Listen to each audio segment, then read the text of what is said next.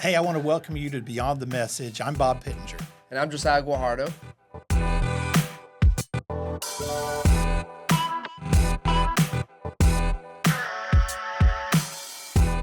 Well, Josiah, this week we're on Mark chapter 8. Yeah. And we talked last week in chapter 7 about how there was so much there. And I think Mark just doubles down in chapter 8. And he loads up a lot more. And so it was hard for me to pick the one thing that stood out this week. And so I'm going to let you start us out and tell us, what did you see this week? Yeah. Well, first of all, thank you for having me back. Yeah. I hope that did a good job. That means I'm back. But as we're reading Mark, you said it last week, and I would just encourage you, if you're not, to download the app. We're doing the Bible recap, but at the bottom, we're splitting it up so we can read each chapter, and then Pastor preaches, and we're able to just dive deeper. But chapter 8 starts off with Jesus feeds the 4,000. So he's feeding some more people. This time, it's not just Jews, it's Jews and Gentiles, and they'd been with him for 3 days. And what catches my mind in verse 2, it says, "I feel sorry for these people," Jesus says. "They have been here with me for 3 days, and they have nothing to eat. If I send them home hungry, they will faint along the way, for some of them have come a long distance." And when I read that, what I was thinking is, imagine if I was there. So not a disciple, not Jesus, but I was just someone there that had been there, maybe come from a long way. At day 3, you're probably like, I'm hungry. Yeah. Or probably didn't eat as much as you didn't probably bring, or you're running out of what you brought. And so you're like, I'm pretty hungry. And you're probably thinking, like, I wonder if they know that we're hungry. And it just reminded me of, I have a son, he's 2.5 years old, he's now can communicate a little bit, right? We're not full sentences, but we got some words. But when we're in that, like, 1.5, like, they would cry. You don't know what. You don't know what they need. Yeah. You're trying to figure out, like, you're like, is it a bottle? Is it food? Is it a diaper? Is it Yes. the clothes? Like, it's like, it could be one of anything. And what I love about this passage is it reminds me that the Lord goes before me. Mm-hmm. He knows exactly what I need. When you're thinking and you're struggling in life and you're trying to figure out, do you, Jesus, know exactly what's going on?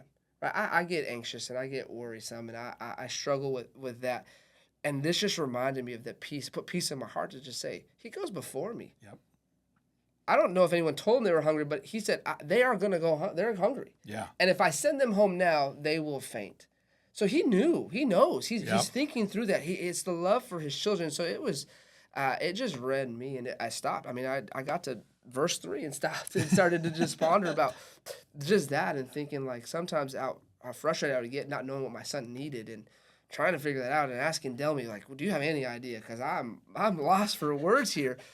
But just thinking about this, and sometimes that's how we get with the Lord, of like, but do you really know what's going on? My job, or my relationship, or my family, or my daughter, my son, my spouse, my coworker, like, do you actually know what's happening? And there's just a good reminder that he knows exactly what's going on. And not only does he know what's going on, he knows what you need. Yeah. And when you need it. Yep. It didn't say day 1 to day 2. It said day 3. He knew when the time was right that they would need to eat. Yeah.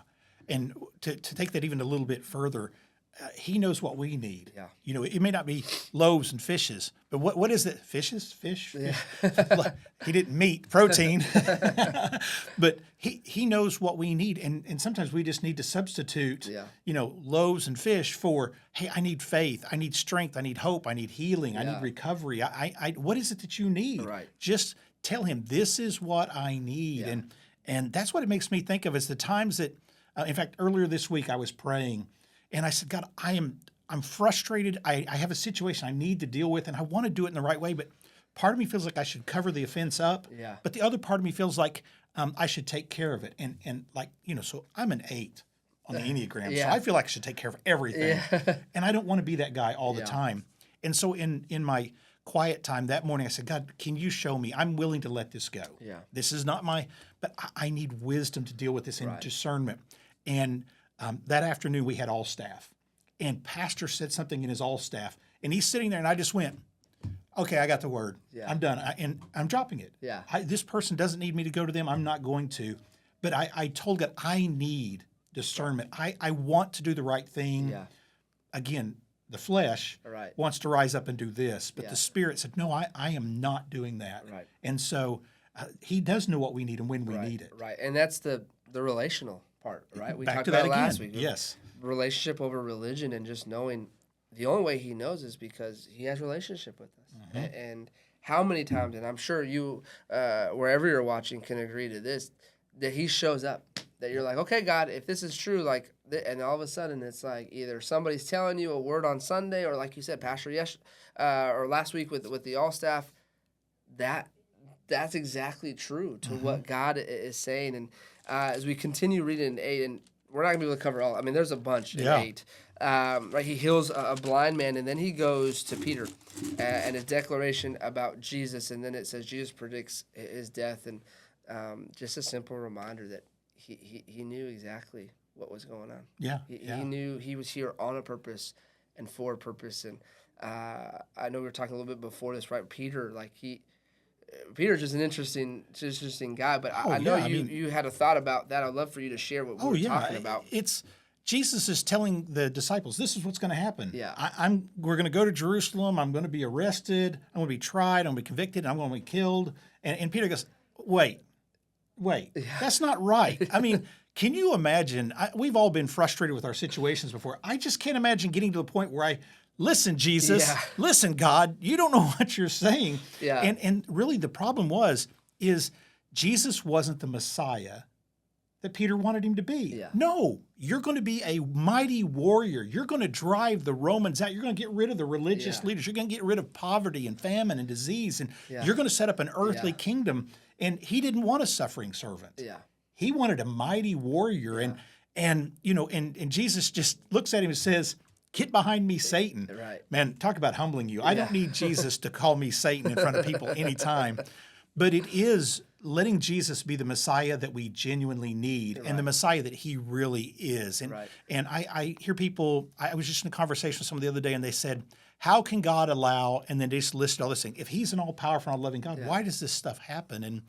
And their problem isn't that God isn't all-loving or all-powerful. Yeah. It's not the God that they want him to be. Yeah. And I don't know about you, but I don't want a God in the image that I want him to be. He needs to be so much greater than I want and so much more than I expect so that I get what I need. And I can come to him and say, hey, God, I don't get this. This doesn't feel right, but I need you right now. And so let Jesus be the Messiah that he was called to be, because that's the Messiah that I need each and every day of my life. And it goes back to exactly what we were talking about earlier in this chapter, right? It's about he knows what we need. He knew that what Peter wanted wasn't what he needed, right? And sometimes it's I go back to my son, right? He doesn't know what he needs.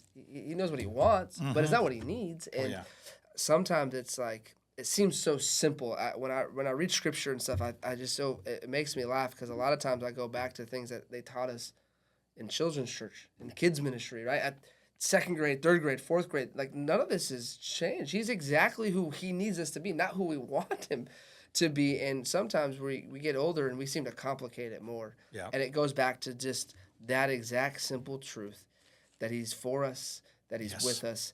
And at the end of the day, it's this simple question: can you trust him? Yep. Can you trust him to deliver what you need? Not what you want, not what you desire. Absolutely. But what you need. Yeah. And when we can wrap our mind around not, God, I need this, give me this, or do that, and say, God, align my heart with your plan to provide what I need, because you know more and you know best. And when we're able to do that, and we're able to say, Lord, align my spirit with your spirit, that's when we begin to see God do tremendous things in our life, because it's not our will. Yep. You know, he says, drop your cross and pick up mine. Carry me. Yep. Like, what does that mean? Die to yourself. Yep. The selfishness that we have innate in ourselves, it's to kill that and to focus on who he is and what he wants from us, and aligning our spirit and our call and our plan with his. Yep. It is. It's saying, God, this is what I think I want, but what do you want? Right. You know, God, what is it that you really have for me? And there are times God, just tell me. Yeah. Just show me. And being honest and knowing that he is what you want and need, but telling him where you are. We say this, I feel like I say this every week. Allow God to know what you're really feeling. He already knows anyway. Right. And so be honest with him. And so below there are 4 questions for you to work through that talk more about other things in this chapter that will help you develop a relationship with God, but also maybe help you be honest with yourself by answering some tough questions. And then again, I'd encourage you, we've done this every other week, so let's do it on heading into chapter 9 this next Sunday. Go out there, find a different version than you usually look at. I've told you before, look at the J.B. Phillips version on Bible Gateway. It is an interesting version. I love it. It's very simple, but it'll give you a different perspective. So read this week from 2 or 3 different versions. Be sure and download the app so you can keep up with what we're doing there. And I just pray that God will bless you during your time of working through these questions.